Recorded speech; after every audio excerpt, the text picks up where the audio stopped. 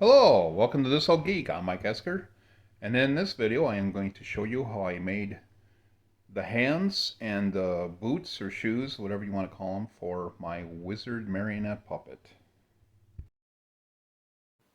These little dowels are going to be the wrist that I will mount the hands onto. I'm just sanding these down. They were a little splintery. Now I'm using this drawing here of a hand as a guide.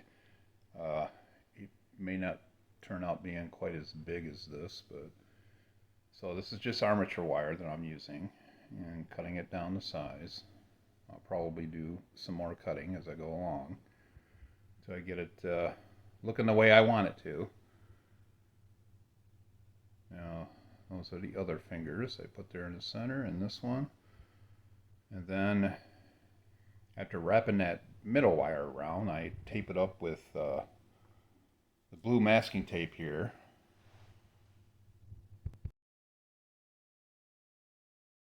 And then once I get that looking the way I want, I start putting foil on there, starting here with the thumb. And then here I'm putting it around for like the palm and the back of the hand.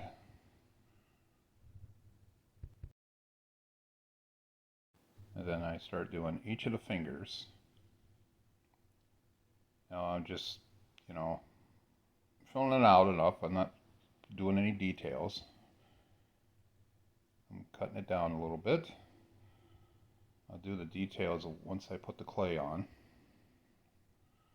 And the other hand, I'm making the other hand here, and I'm just using the first hand I did as a template. And just getting it all cut down to size.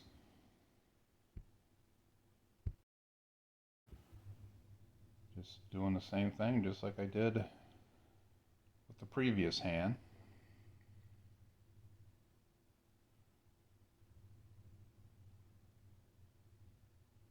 Now I'm drilling this hole all the way through the wrist, if you will, the dowel. I'm cutting this down, cutting the armature wire down, and just gluing it in there with some super glue. And I don't want it too long because I'm going to be putting an eye screw in underneath. And here I go, putting in the eye screw. Just twist it on, get it started. Then I use my needle nose. And there we go. And when I do this, I make sure that the eye screw is going horizontal. It's lined up or parallel to the hand as it lays down there. I add some foil, filling it out a little bit. Then I start bending the fingers to the position that I want. I get all the fingers on both hands bent to the position I want, so I'm satisfied. Now the clay I'm using, this is Nara. It is a air dry clay, kind of similar to Sculpey clay, only a bit more gummy and tacky than the air dry Sculpey clay. Now this isn't to be confused with polymer clay, which bakes in the oven. Now if I tried doing this with polymer clay, it would crack and chip. It just wouldn't work very well. But air dry clay is just fine. It's essentially a type of paper clay. Well, at least Sculpey is. I'm not 100% sure what Nara is made of. I suppose I could look on the package and find out. Now here all I am doing is putting on like a base layer of clay. And here I'm letting it dry here until I go to the next section where I'm starting to add details. Here I am adding the details, filling out the palms and the fingers, and I add fingernails as well, and then use my tools to put in any lines and other details. Now here I'm just putting the creases in the fingers. And you see I made veins in the back of the hand, if you can see that. And this is a needle that I'm just using to put lines in. And we jump right to me making the feet, or the shoes, boots. Now I'm not concerned about a whole lot of detail. Most of this is going to be covered. And I want him to look like he's wearing boots, so I'm not doing a realistic foot. Didn't feel there was any need to that. I'm just doing it right to the dowel there on the bottom part of his leg. Now I'm taping it up here, just taping it right to the dowel. Getting ready to put the clay on. Now you want to make sure that the foot or the boot lines up with the eye screw that's going vertically. You want them to be even, so when you stand it up like this, they are straight. They're not turned outside or inside. So I continue to build the feet up, and then I wrap it all the way with blue tape. Now this is paper clay, creative paper clay, which I really like this clay. I use it for the heads mostly. And I was getting kind of low on my Nara, so I like using this better though. I mean, the Nara is fine, it's just that it was cheaper.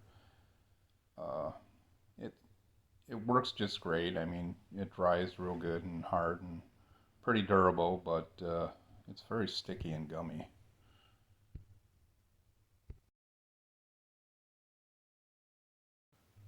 While the feet are drying, I put a coat of, actually a couple coats of gesso on the hands, which is just a primer. And then after that dries, I paint it with some craft paint. This is peach. Paint the hands. Gives it a real kind of realistic color, flesh color. Get them all painted up.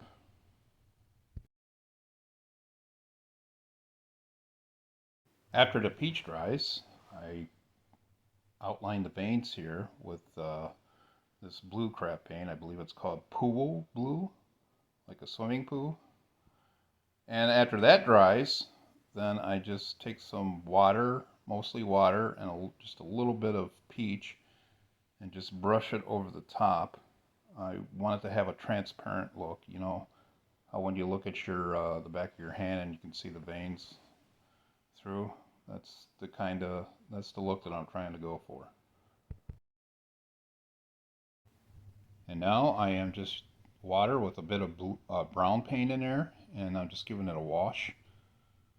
Just washing over this, just brush it all on, and then I just towel it right off with a piece of paper towel. Do it on both sides of the hand to give it kind of a more realistic and aged look to it.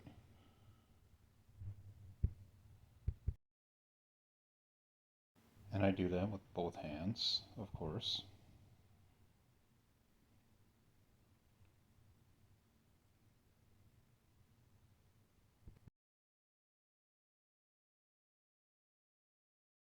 And I let them dry for a little bit until I'm ready for the next phase. I drill into the center of the lower arm dowel, and I put an eye screw in there. Get that started, and then tighten it up with the needle nose there. Now when I do this, I want to make sure that when the arms are laid out along the body like that, that the eye screws, the one that attaches to the upper arm is going to be is going to be vertical, and this one here is going to attach to the hands is going to be horizontal, because the eye screw on the hands is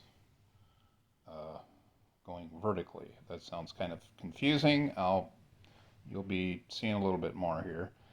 Now here I just opened up the one eye screw with the needle nose pliers so I can get the other eye screw to the hand there. And I'm clamping that shut. And I'm going to show here in a minute what I was talking about earlier. sure I clamp that down real good. So right here, this is how you want to have these. See how it's like vertical in the hands and the thumbs are pointing up. The thumbs will point up when they're laying on the side there.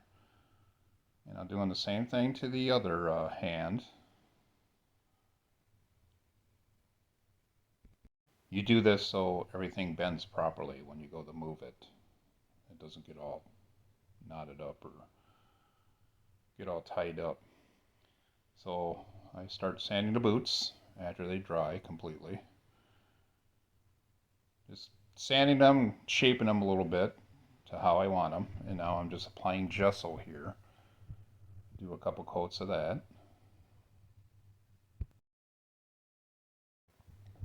Here I am using brown paint, craft paint. I think it's called real brown. And I do about, I think I did about 3 or 4 coats on these to get it to look a good solid color.